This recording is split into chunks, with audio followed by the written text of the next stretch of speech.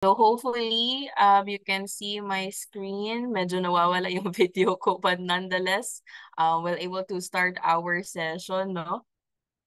Yan. So let me just adjust for a while. Okay. And so everyone, it's around 6 o'clock, no? But nonetheless, you can actually invite your friends, your family, or even someone you know who are very interested in this kind of webinar, especially in investing, and even if they want to know about field equity management. Okay. So for today's session, no, it's a Wednesday evening. The webinar for today is investing in yourself, more on the mutual funds and also yourself care together with First Metro Securities and also Phil Equity, where you learn more how about the mutual funds and also it can be a good tool for self-care. So today's session medyo special siya, no? We're going to be themed with self-care na aspect in our lives, no?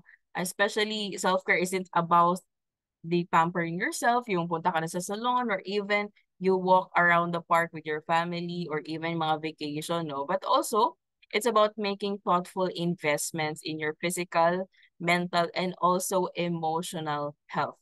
So, I think medyo okay na tayo, no? Hopefully, we'll get through this webinar na medyo hindi tayo nahihirapan sa internet, alright? So, let's dive in, no? Let me just introduce myself. Okay. Ayan. So I am Tara Drampatun. I'm the Mindanao Business Development and Market Education Associate and also from the Mindanao area naman from First Metro Securities, the stock brokerage house of the Metro Bank Group. So to those na hindi pa po familiar or very new sa ating sessions, no, in terms of our lineage, actually we're right under the investment banking of Metro Bank Group, no. In terms of the market education naman, our company is very dedicated to financial literacy and creating awareness of investment opportunities that empower both individuals, whether you are from institutions, to attain their financial goals. So as a company, we try to be the largest and also the most trusted Philippine investment solutions partner. So it's my honor and pleasure to serve you today as your host. So to give you a background lang, no, in terms of our market education, saan na ba kami like this year or even I think last quarter of 2023, no, medyo tumaas natin sessions na face-to-face or on-site sessions kasi medyo less na po yung restrictions on having those sessions. I think medyo nag-increase na din yung invitation since medyo heightened na din yung activities within the colleges, universities, and even yung mga public and private sectors, okay?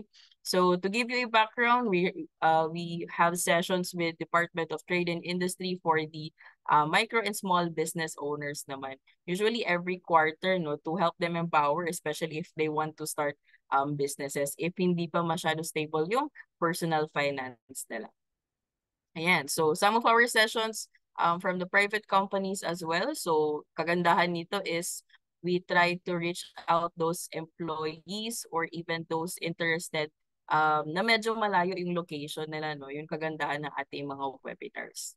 So for the public naman na sessions, for those who are very interested in bonds, especially those government issued, we recently have those sessions with Bureau of Treasury. So hindi po nakahabol ng live webinar. You can check out the recorded sessions sa ating YouTube channel. Same with the MP2.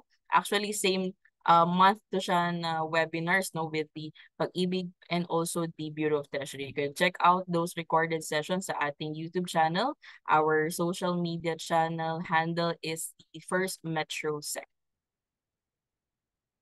Same with the public session. So for those na from the basic sessions like Stock Market 101 or even Fund Smart sessions just like this one, you can check out those webinars from our YouTube channel as well.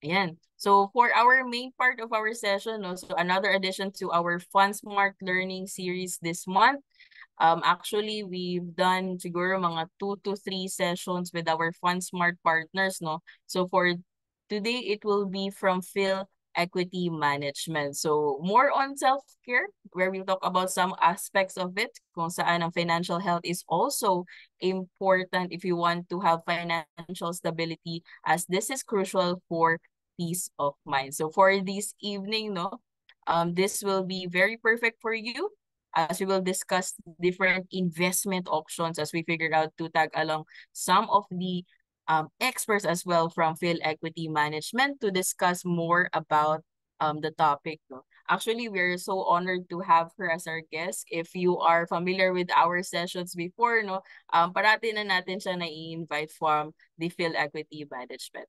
So to introduce her, she has over 10 years of experience in sales and also a currently customer sales officer at Phil Equity Management. She's a certified investment solicitor as well. She graduated from Far Eastern University with a degree in mass communication. So please help me welcome Miss Nelaine Carino. Hi, Miss Nelaine. The virtual floor is yours. Thank you so much. Hello everyone. So let me just share my screen.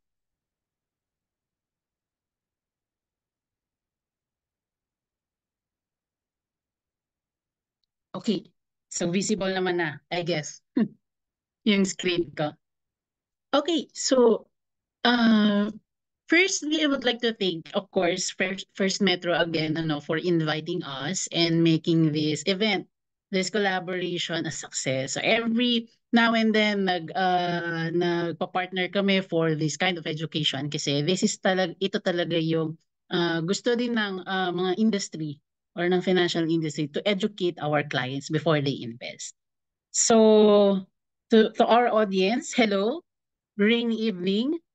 So baka nagkakaroon tayo ng mga technical difficulties because of the rain, 'di ba? So kaya medyo static or baka naglalag yung mga devices natin. But let's move on our event for this evening. So from our title, Invest in Yourself, Mutual Funds, and Your Self-Care Journey. So I will be discussing this in two parts. No? So I will be explaining what is the mutual fund and also yung self-care.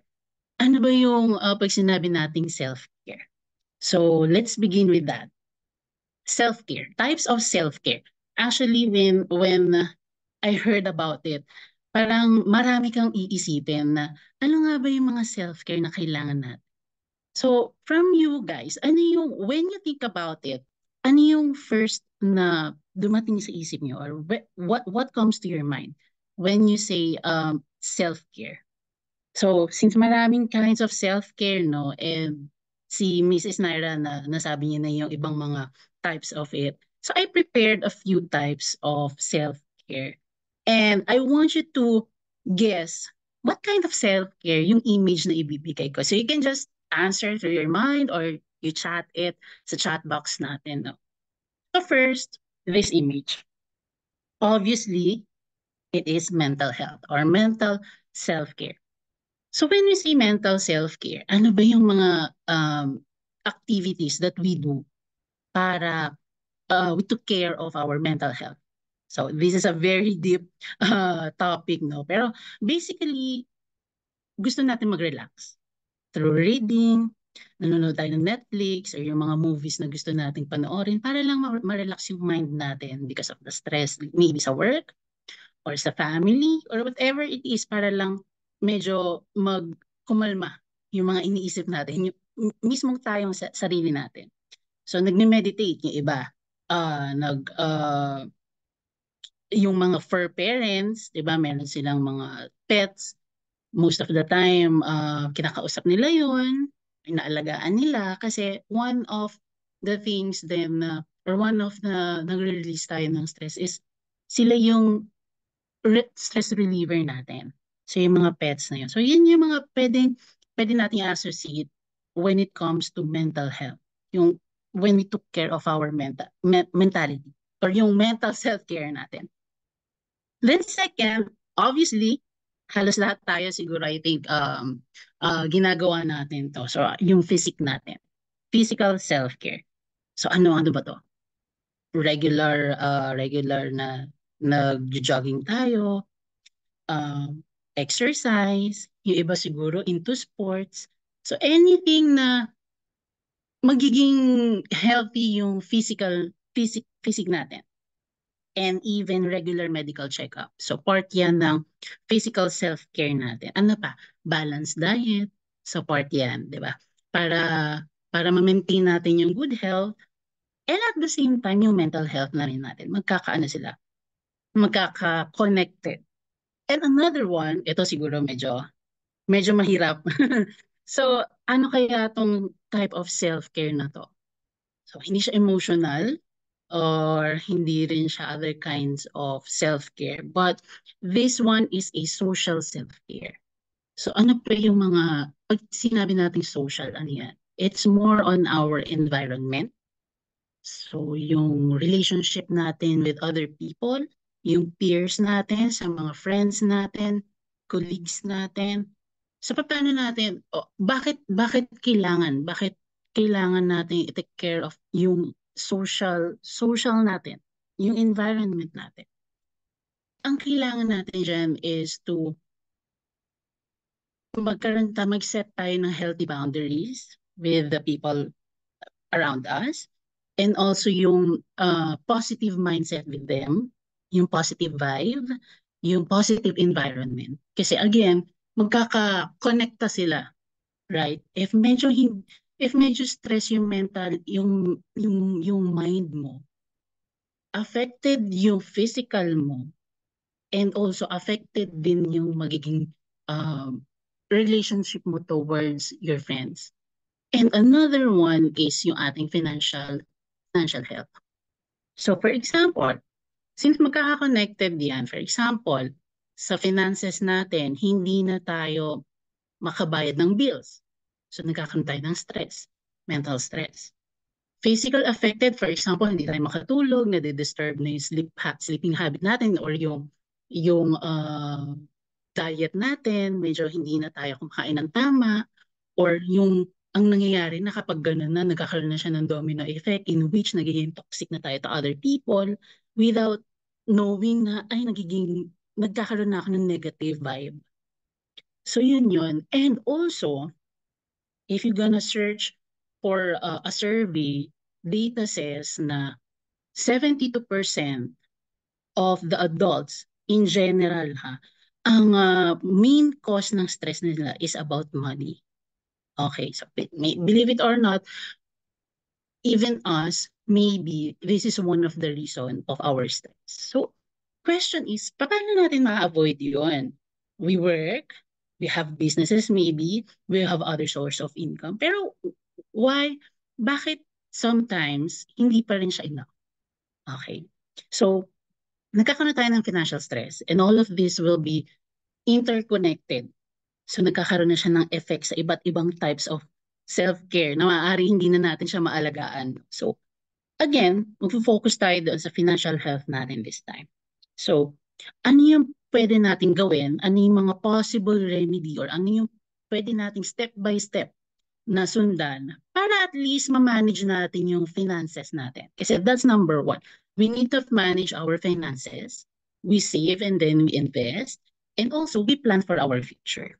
So, kailangan natin i-manage. So, firstly, you create a budget. So, ano ba yung mga daily needs mo? Ano ba yung today? For example, today, ano ba yung mga kailangan mo? You eat, definitely, yung allowance mo papunta sa school or sa work mo, 'di ba? Yung mga bills payments mo, yung mga necessities, house, and, electricity, whatever. Create a budget na tama lang sa income mo. And also, build an emergency fund. So, ano ba emergency fund? Ba't kailangan ko ng emergency fund? We need that kasi we don't know in the future, hindi naman natin to kiniklaim, no? May mga instances, circumstances na hindi tayo prepared. Okay, may mga emergency na maaaring mangyari. So what will happen kapag wala tayong emergency fund? That's the time na nagkakaroon tayo ng utang. Okay? So para maiwasan yon, kailangan just to be safe, no? Just to be safe, it's 3 to 6 times of your salary na meron kang emergency fund. And then, kapag ka meron ka na doon, then you can also invest na. So you can manage na your debt. Kasi ang purpose natin is for your debt, kailangan hindi na siya mag-accumulate ulit. So if you can already build your emergency fund, then that's better. And at the same time, if you can invest already, that's the best. Okay, mas okay yun. So, bakit kailangan natin mag-invest? Because we have our own goals, di ba? Meron tayong mga future na gustong ma-achieve. So, commonly, ano ba yung mga future goals natin? Some of you maybe ang gusto nyo na ikasal, nagpaplano na kayo na to get married. Siyempre, it cost din. Meron din yung certain amount na kailangan pag-ipunan. Hindi naman yan, yeah, we love each other now, and tomorrow magkakasal na tayo. So, it takes, a budget, of course. And then, some of you may consider na to buy a house and lot. Syempre necessity yan, kumbaga kailangan natin yan, especially when you wanted to have your own family.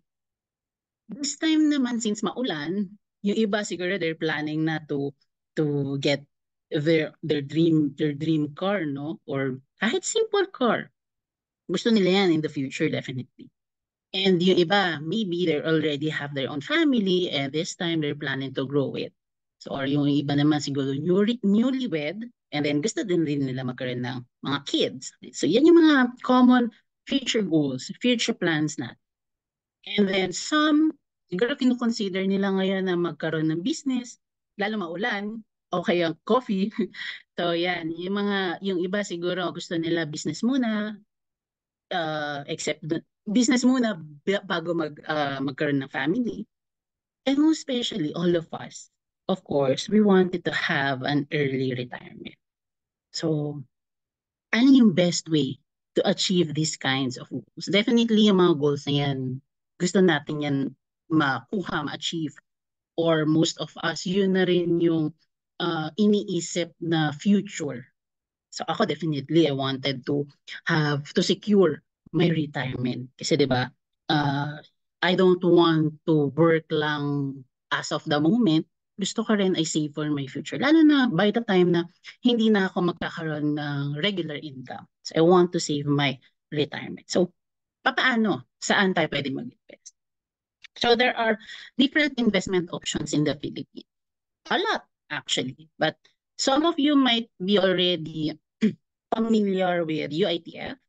So si UITF, manage pool of investment din siya, managed by the banks.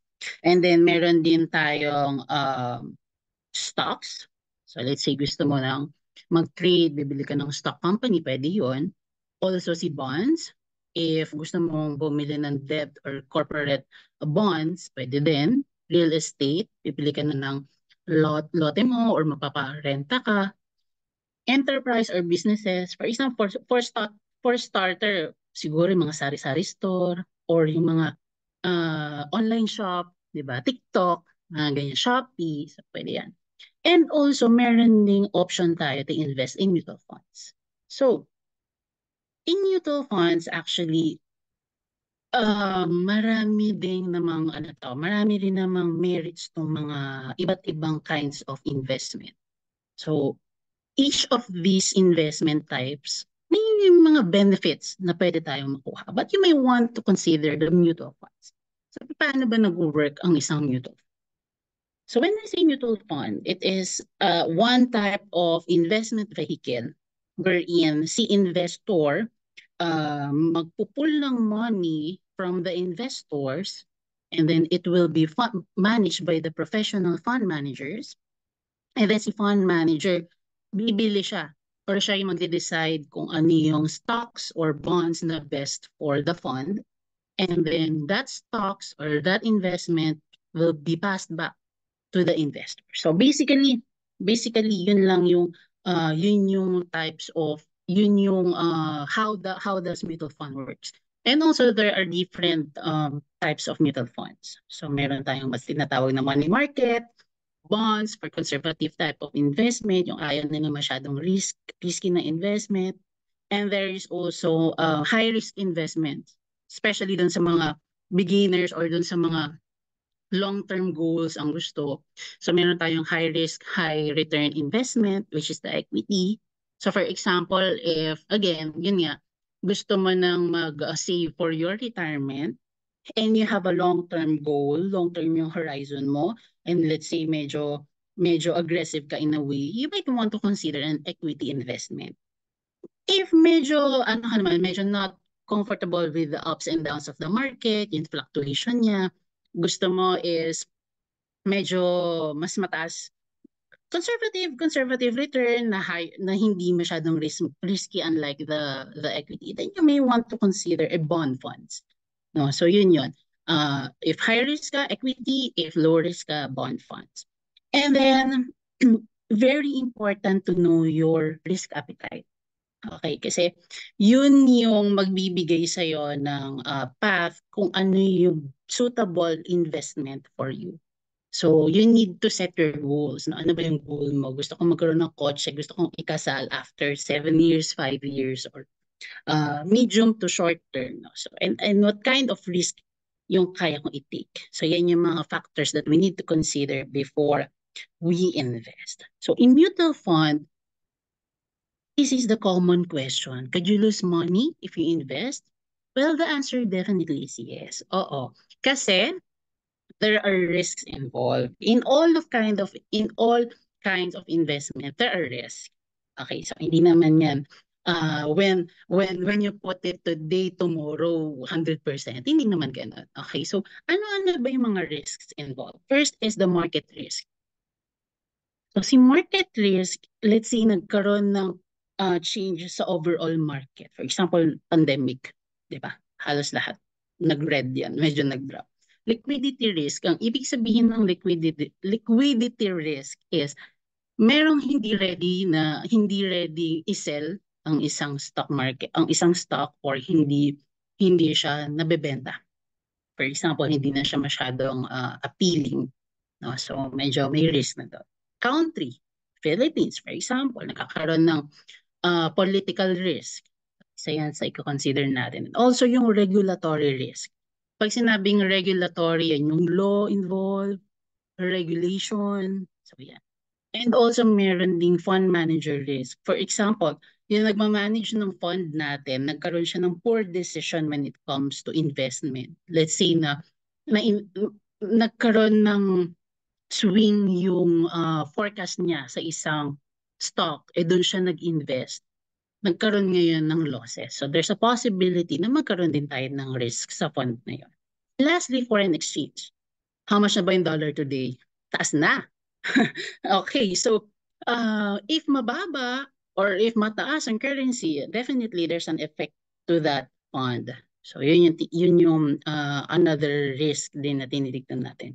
So why don't we don't guarantee? It's because the fund managers can't control everything, especially kapag nagkakaroon ng disaster, pandemic, umuulan. So what they do is at least hindi masyadong babagsak yung investment mo. That's why diversified siya. And that is one of the advantages of mutual funds. So number one, affordable. You can get started for as little as $1,504 and then $500 for additional investment and $100 for dollar funds. Transparency, all the things that you need to know, makukuha mo yan. And we are highly regulated by the SEC. Diversified, which means that yung isang fund, for example, mag-i-invest ka ng 1,000 sa isang fund, yung fund na yun, marami na siyang mga stock companies na pinag-i-investahan. Yun yung tinatawag ng portfolio ng isang fund. Okay? And then liquidity. You yourself, if you invested sa isang fund, pwede kang mag-redeem, withdraw anytime. And also, this is the most important, is professionally managed. So yung mga professional fund managers natin, especially sa mga funds natin, is matatagal na sila. So meron na silang mga experts na sila when it comes to the fund managing. Okay. So first fund that we have is Philequity Peso Bond Fund. So again, pag isa siyang bond fund, conservative yung kanyang suitable investor. So this fund, we launched this in 2001. So medyo matagal-tagal na siya, no? And kung mapapansin natin yung returns niya, so since nag-launch siya, it's already 200%. So just to give you a better picture. So if you invested noong 2001, yung 100,000 mo din, times 3 na as of yesterday. So yan yung actual price niya. And then we also have a dollar version of this fund. So Philequity Dollar Income Fund is locally traded.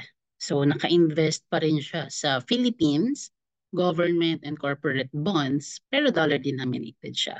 So if gusto mo na may extra dollar ka and you wanted to get a satisfactory return, you can invest to our Philequity Dollar Income Fund. Again, if you invested back then, nag-times 2 na siya ngayon. And then pag ipapapalit mo na siya, how much na yung dollar, di ba? Mataas na rin ngayon. So moving to our equity funds, we have the Philequity PSE Index Fund. So this one naman, it mirrors the market. So this is suitable for the beginners. So if you're looking sa isang investment na gusto mo mini-mirror yung Philippine market, pwede ka dito mag-invest. Kasi whatever happens sa market, yun din yung magiging performance niya. So it is invested to top 30 largest companies na listed sa Philippine Stock Exchange Index. So mirroring siya. So since nag-start si Index Fund noong 2000, 24 years after, yung 100,000 mo, 500,000 na. So yan yung kanyang actual price. You would notice no, na yung graph nito, pag sinabi nating equity funds, medyo makulit yung ano niya, yung movement niya, unlike sa bond funds. Sa bond funds medyo kinda straight, but still meron pa ring mga downs, no? Kasi again, we don't guarantee any returns because of the risks involved. But when it comes to equities, medyo malalaki yung mga drop niya. Pero that's one of the opportunity kasi. So when you invest here, let's say 2008, 2009 na nag-drop siya, let's say close to 1 peso. If you invest then, definitely yung investment mo dyan, umangat na rin na umangat. So that's typically the behavior of the market. And in investing, it goes up and down. It's just a matter of ano ba yung goal mo, right? Ano ba yung time horizon? Long term, short term. Definitely, it's better. The longer, the better. Okay? So next fund that we have is Equity Dividend Yield Fund. So when we say dividend, may extrang, aside from the earnings of the company, aside from the earnings, let's say, ni PLD, this one, meron pa siyang dividend na pwedeng ibigay sa'yo. So, pag sinabi natin dividend yield fund, medyo defensive siya in a way, especially when the market is medyo nagda-drop or medyo medyo nagkakaroon siya ng red. Medyo dropping yung yung market natin. So defensive in a way kasi aside from the earnings, yun nga, meron yung company pwedeng magbigay ulit ng another kind of benefit for you, for the investors, which is the dividend. Okay, be it cash dividend or stock dividend. So it depends on the company itself. So since nag-launch yung dividend yield fund natin, it already gained 34,000 or 34%. And then next fund that we have is the Philequity Alpha 1 Fund. So this is the most aggressive fund that we have. And ito yung pinaka-new fund ni Philequity. So medyo, to be honest, nag-launch ito noong 2019. By the way, this fund is the most aggressive and ang gusto niya, ang objective niya is to outperform the market and to give our investors the superior returns. So, pinipili nila fund managers yung mga stock companies na they think, they knew na, they also research na this fund or this stock company magbibigay ito ng maximum return. So, yun yung objective niya. So, if you are the kind of investor na pure equity, this fund is actually for you. So medyo, nung we launched this noong 2019, actually that was the worst time to launch kasi pre-pandemic, di ba? After launching, bagsak kagad yung market noon. But this fund ito yung fund na unang nakarecover from the pandemic. So, if you would notice, versus the PSEI, which means ito yung benchmark, Philippine Stock Exchange Index, versus the PhilEquity Alpha 1 Fund. So, it outperformed pa rin the market kahit na pre-pandemic yung fund na to. Oh, we all know, especially to those na merong mga investments during the pandemic, alam natin kung ano yung mga naging performance ng mga funds natin. But again, I want to emphasize lang na this fund recovers faster during those worst time. Okay, so lastly, we have our PhilEquity fund. So this is the flagship of PhilEquity for 30 years. Ito yung number one fund or yung first fund ni PhilEquity, the oldest fund that we have. And ang objective ng fund na to is to, again, super outperform the Philippine market or yung benchmark natin. And since then, if you invested in 1994, 30 years after, yung 100,000 mo is 3 million na. But yes, 1994, yung 100,000 is already, medyo may value na siya. But then again, if babalik tayo sa year 1994 and yung goal natin is for our retirement 30 years after, yung worth na ng 100,000 mo, 3 million na siya ngayon. So yun yung long-term investment natin. And one time pa lang siya nag-invest. What more if you invested on a regular basis? And that is one of the strategies that I can give you para naman malesen yung stress natin. Since this is also a self-care journey. Ano ba yung strategy para naman hindi tayo masyadong ma-stress? No?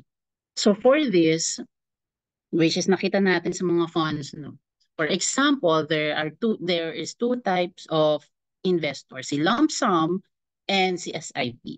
So pag sinabi natin SIP, yan yung strategy natin na regular tayo mag-invest, whether up or drop yung market.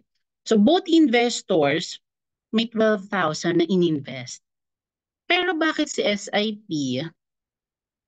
Bakit si SIP mas marami siyang shares na nakuha compare kay lump sum? So ganito yung nangyari. So every month si SIP nag-i-invest siya 1,000. Si lump sum one time lang. So same sila January 17. Actually, this is the actual NAV price of PhilEquity. So noong January 17, both sila nag-invest pero si SIP 1,000 lang muna to open an account. So nakakuha sila ng 35 peso NAV. And equivalent to si SIP 28 shares, si lump sum naman 340 since one time na siya.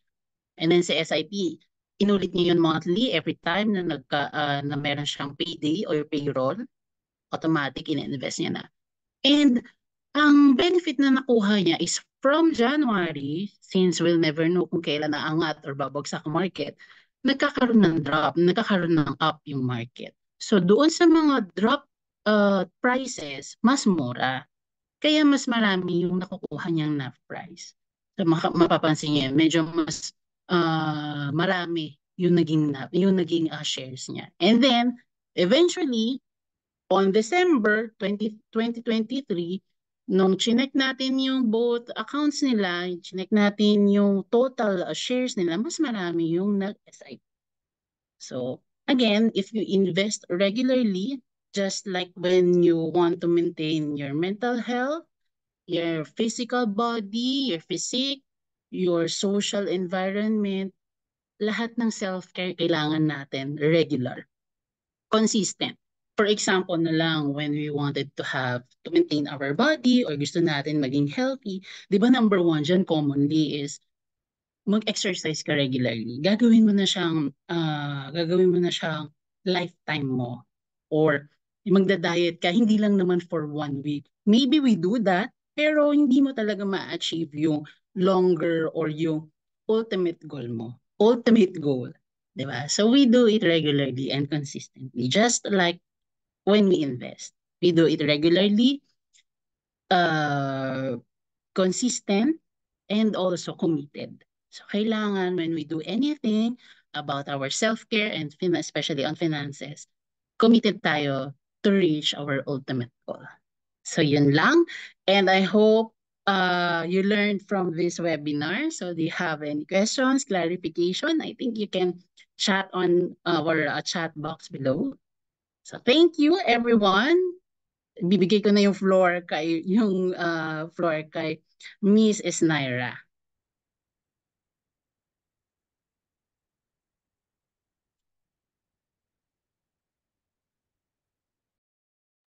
Okay. Thank you, Miss Nalaine. No, I think magbe-break ng konti lang muna yung ating speaker before we approach the Q&A portion of our session, no. But for this time, we'd like to take this opportunity as well, no, to share a couple things on behalf of First Metro Securities. So this is be a short part lang before the Q&A, okay? So for this one, for those na na-mention ni Miss Nelaine na mga funds that are available from Phil Equity Management. So how do you invest? No, for example, Phil Equity Dividend Yield or any of the mutual funds mentioned, you can just log in to your First Metro Securities account for those na aming existing clients. And for those na wala pang account, no, I can guide you actually later for the further na slides naman. So from the home page, you can actually click on the fonts that is located in the upper right-hand corner of the platform. So this will redirect you to the FundSmart na homepage. Ayan. So once you land at the FundSmart, you get to see all of the funds under our partners, just like the Phil Equity Management. So it's good to have many choices. No? So actually, from last month, no, we have over 131 funds from our FundSmart partners. So medyo marami tayong pagpapilian, no? And also you can easily choose the funds that best fit our investing needs, no? Whether you want to check out yung mga equity fund, balance fund, bond fund, money market, and also mga dollar denominated na mga mutual funds or even UITFs, no? For the FundSmart naman, it empowers both the investors with the tools for whether you want to check out yung mga mutual funds, even compare them, or even analyze each of the funds that are available, no? At the same time, if you scroll down below, you can actually check out the Phil Equity Fund and then click the desired fund, no? So for this one, you can check out the Phil Equity Dollar Income Fund. So once you click the fund code, no, you can actually transfer to the fund profile. So this page will help you understand the specific fund better, no? So if you want to check out other information, just like your risk rating, yeah, what type of fund siya, and also the minimum and additional investment na requirement, and also the minimum holding period. You can also check out yung performance and also top holdings and fund allocation of the fund, no? So if you decide or you're very interested in investing in this kind of fund, the subscribe button is easily accessible naman po on the top right side portion of the page. So clicking this actually will redirect you to the instruction page.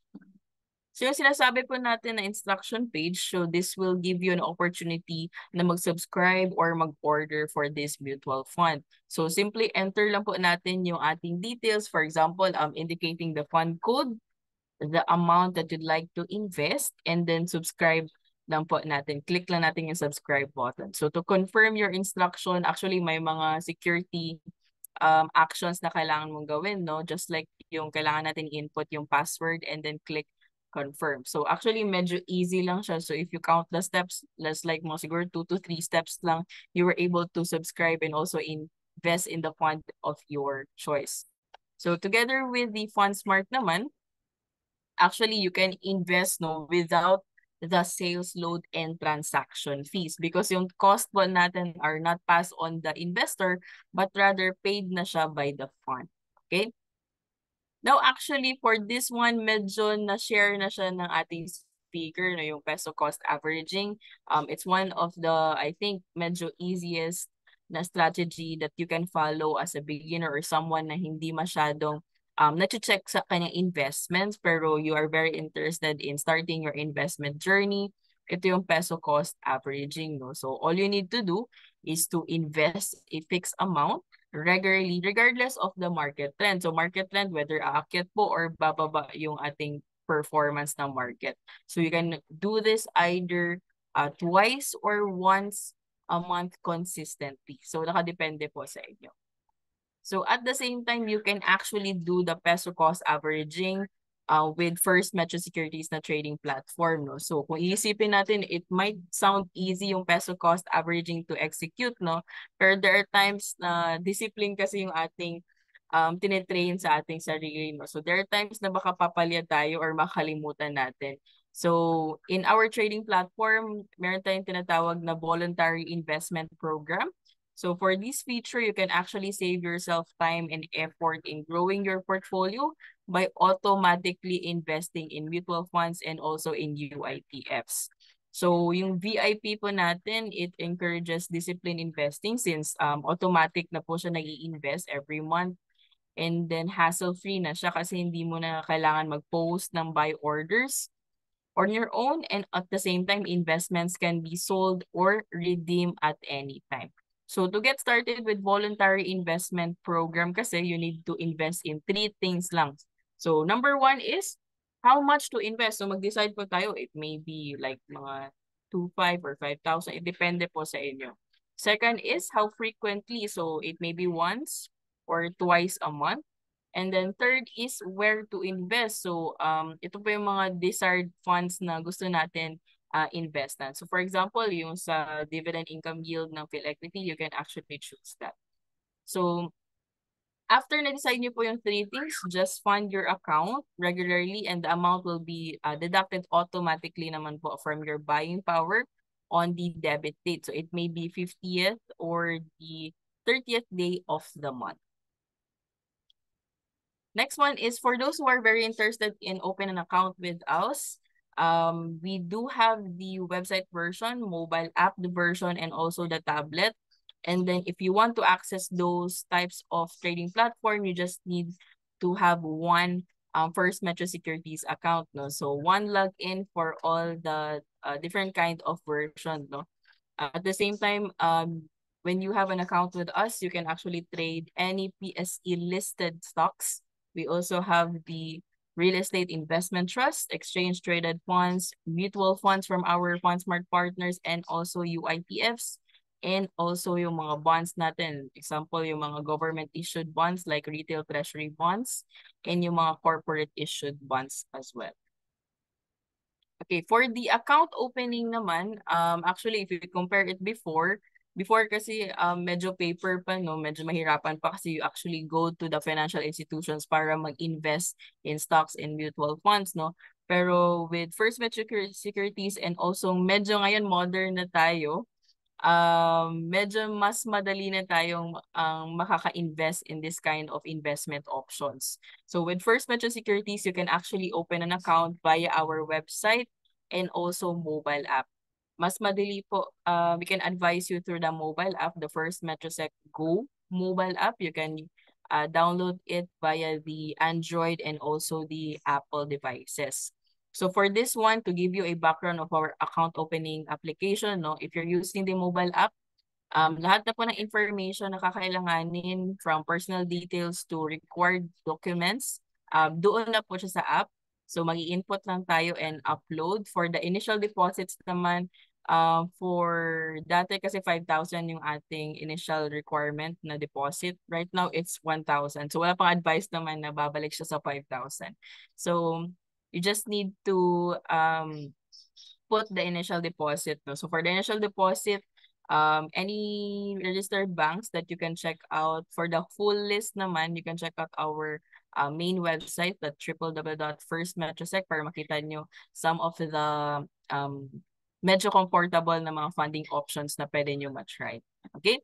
So you can actually use the account opening seminar code that is PEMI para malaman po namin that you came from this webinar. Okay? Ayan. So for those who are very interested in getting to know more about First Metro Securities, our trading platform, feel free to connect with us with our main website, that is www.firstmetrosec.com. firstmetrosec.com.ph. In our social media channels, just search the handle First Metrosec.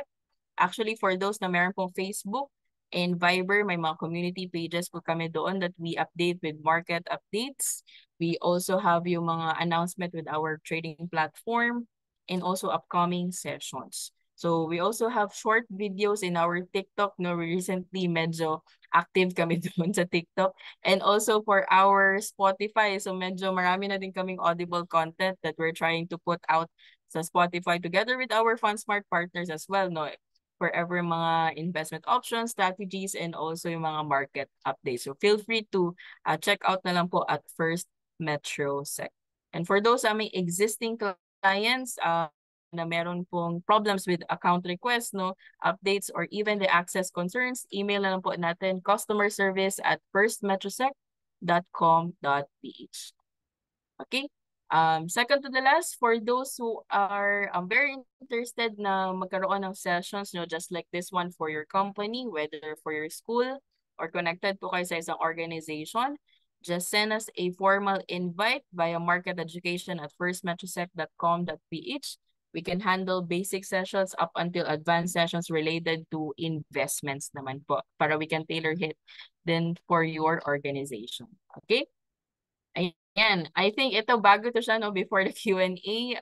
Every award is tribute to the trust that for our clients, no, that really trust us.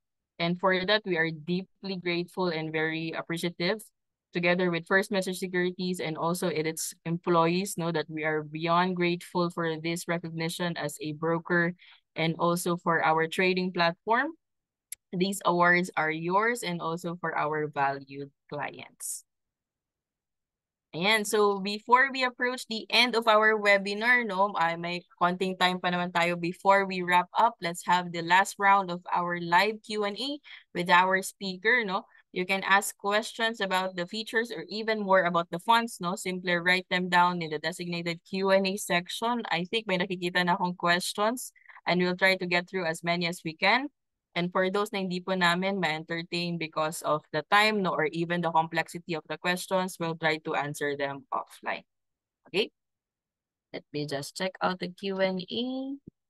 Let me just first raise the questions from our registration link. No, actually, may mga features tayo out there that you can actually ask questions in advance. So, Miss Nelene, for the first question, I think na this I think medyo hindi to ata na-discuss kanina. For more about the fund, no, Ms. Nelaine, how much is the minimum amount to invest in mutual funds? Okay, for mutual fund, to open minimum is 1,000 for peso funds. And then for dollars naman, it's $500. Okay. Next question, Ms. Nelaine. I think na-answer na ito siya. When is the best way to invest in the mutual funds? Actually, you really need to consider first your risk tolerance, no, before you invest. And also, we encourage you to first have your emergency fund. Then every day is the best time to invest. And for starters, siguro you can invest to which is nasa FundSmart din siya, nasa Fair Equity Fund or si Fair Equity Index Fund for the beginners. Thank you, Ms. Nelaine. Third question, can we also invest abroad or internationally in the same financial instrument? Yes, if you're in overseas, yes you can. Through FundSmart, 'di ba? Pwede yan sa pwede kayo mag-open through FundSmart, then the funds are there available to everyone wherever you are. So accessible din siya. I think you have one click lang, right? Sa sa website niyo or other applications. So of course you can. Thank you, Ms. Elaine. And again, for the foreigners, actually may mga certain requirements lang tayo to follow. For the full list, you can check out the website at www.firstmetrosec.com.ph. Okay. For this one, this will be the questions from the live Q&A na.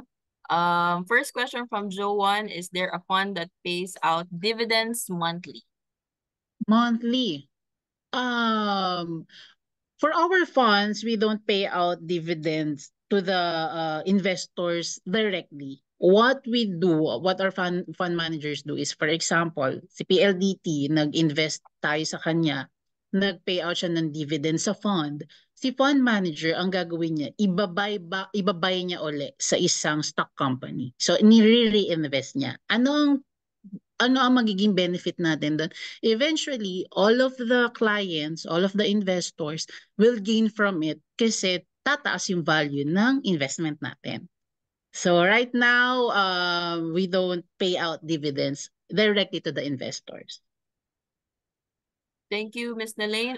For this one, maybe you can share some of the thoughts on the indicators of NAVPU. From Anne, meron po bang reference for NAVPU? Paano po or computation? Okay, si NAV, kunwari yung fund na, kasi ang market nagko-close siya ng 3 o'clock, 3:30, right? Yes. So whatever the closing of the market, for example, option, 1%, no? Si fund, for example, si equity fund, whatever yung naging trades niya on that day, i-compute niya doon sa naging closing ng market, and then meron pa yung additional assets or expenses from the company. So yan yung magiging NAV po niya. So more or less parang ano siya, medyo accounting na technical side siya, pero yun yung magiging reference na siguro yung ano na lang, yung closing market. Yun yung pinaka-reference ng isang fund. Thank you, Ms. Nelaine. I think wala na tayong questions. Medyo na-answer na yung iba. And then some of the questions dito sa chat, Ms. Nelaine, I think medyo I cannot I cannot raise it muna kasi medyo sensitive yung question. And Okay, sure. is there any questions? So, counting to 5 seconds na before ating ma-close yung ating question. Ayan, so far wala na. And anyways, if you have questions, you can actually raise them later no, during the feedback. And for now, I'd like to wrap up no, because medyo malapit na tayo sa time. And actually, on time tayong right now, no, just like we did before. So that sums up our webinar. Thank you also to our attendees, no, especially for the questions. Medyo marami tayong questions right now, especially last webinar natin with them, no? And of course, thank you very much to our speaker, Ms. Nelaine, for spending her time with us. And also to our attendees, ayan, we also have feedback QR every after our session, no? We also value your feedback. You can share your thoughts, whether for the content for the speaker or the host or even whole session, no? You can check out, you can give out your answers, your thoughts, no, by scanning the QR code and answer the feedback form. At the same time, we appreciate your contribution and look forward to implementing positive changes based on your valuable feedback. So while you are answering, maybe few last advices from siguro from our speaker, Ms. Nelaine. Okay, so again, ulitin ko lang ulit, no, since this is to take care of our finances, not just our finances, but ourselves as well, since interconnected yung mga yan, we need to commit to our goals, yung financial goals natin. Regular tayo mag-invest since very cheap naman to open an account, 1,000, para ka lang din nagsisave niyan and hindi mo na kailangan mag-isip kung what kind of stock company yung kailangan natin investan. Hayaan mo na ang sumakit ng ulo is sila fund manager. Okay, so yun lang. Be committed, stay committed, and invest regularly to achieve our ultimate goals. So that's it. And thank you, everyone. Keep safe, no umuulan. Thank you. Thank you, Ms. Nelaine. No, actually, parang medyo nabalitaan ko medyo may mataas na indicators for the COVID. No? So hopefully, we're very safe. So medyo sabay-sabay lahat. May bagyo at saka may mga kaan. So stay hydrated, everyone. And also, we got appreciations from our participants as well. So once again, on behalf of First Metro Securities Brokerage Corporation, I would like to express my deepest gratitude to Phil Equity Management and also Ms. Nelaine. No, walang palya talaga. Hindi nagpapalit ng speaker from the PEV for gracing Thank us you. with their time and presence, which is truly an evening well spent. Thank you also to everyone, especially for those na nagpaiwan until the Q&A, no? We sincerely hope you learned a lot for this session and also with your self-care as well, no? That these insights and lessons will make your investment journey not just more profitable, but also more enjoyable. We hope to see you again in our future learning events, hopefully face-to-face sessions. No, we're slowly transitioning in that. Because over here at First Metro Securities, we put your future first. Thank you, everyone. Keep safe po and happy Keep dinner. safe. Bye-bye. Bye-bye po.